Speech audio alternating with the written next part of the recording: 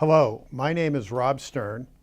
I am the editor-in-chief of the book Patent Office Litigation, published by Thomson Reuters West, the first and what many consider to be the definitive book on the new patent enforcement, licensing, and monetization world in the United States created by the American Invents Act.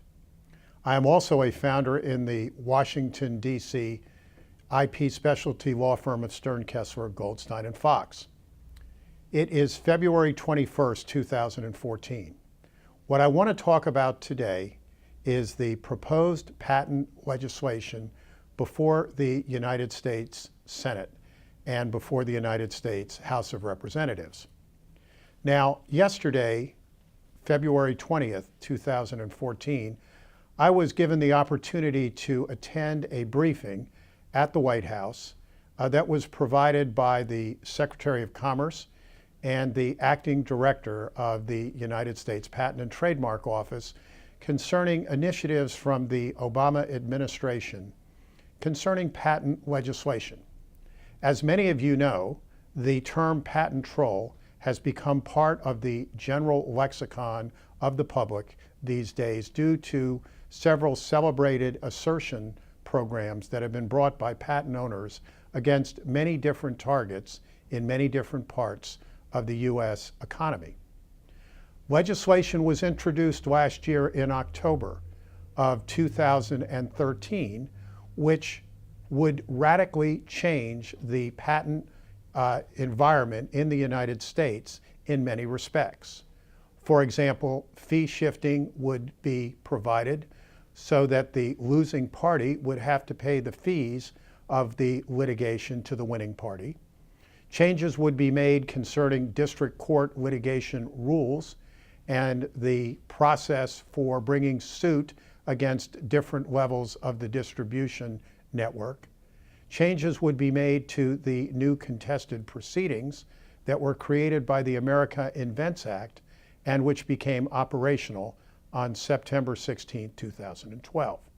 For example, the covered business method proceeding would be expanded to cover all software-related inventions, and not just the present business methods that are encompassed by this new process that is brought before the Patent Trial and Appeal Board.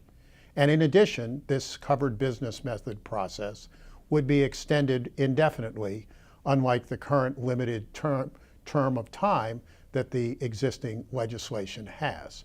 And there are other significant provisions that are contained in various bills in the Senate and in the House of Representatives. Over the last several months, I have led a series of interviews, video interviews, hosted by the West Legal Ed Center from various stakeholders in the patent community who have established their concerns and explained these concerns relating to this new proposed legislation. There are several of these webinars that are currently available, and the various stakeholders that have been present have voiced different concerns about the proposed legislation.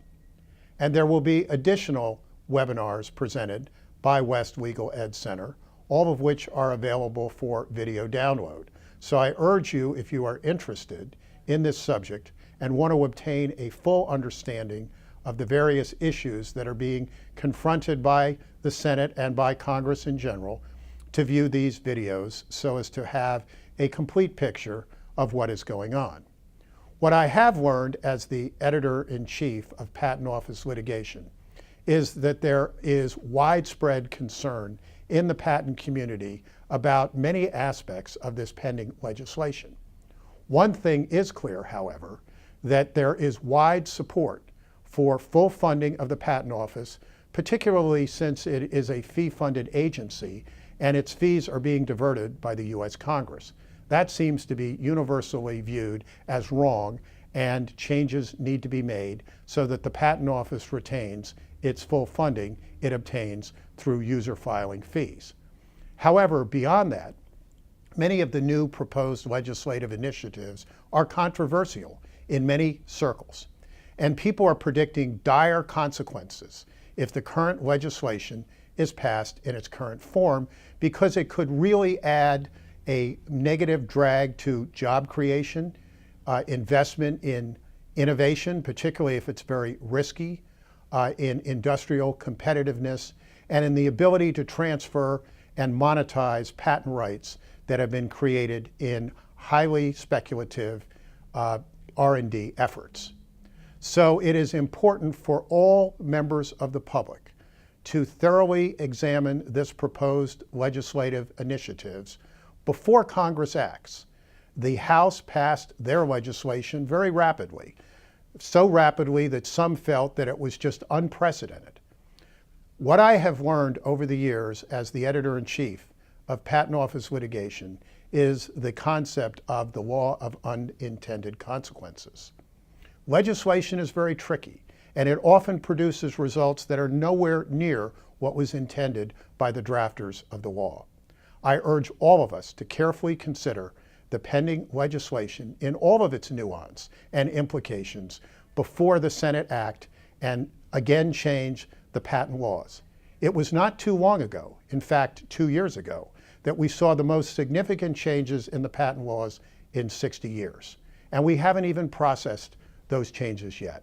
So it's very important for the public to consider these additional changes to make sure that we do not end up with a worse patent system rather than have the improved patent system that many of the proponents of these new legislative initiatives are propounding.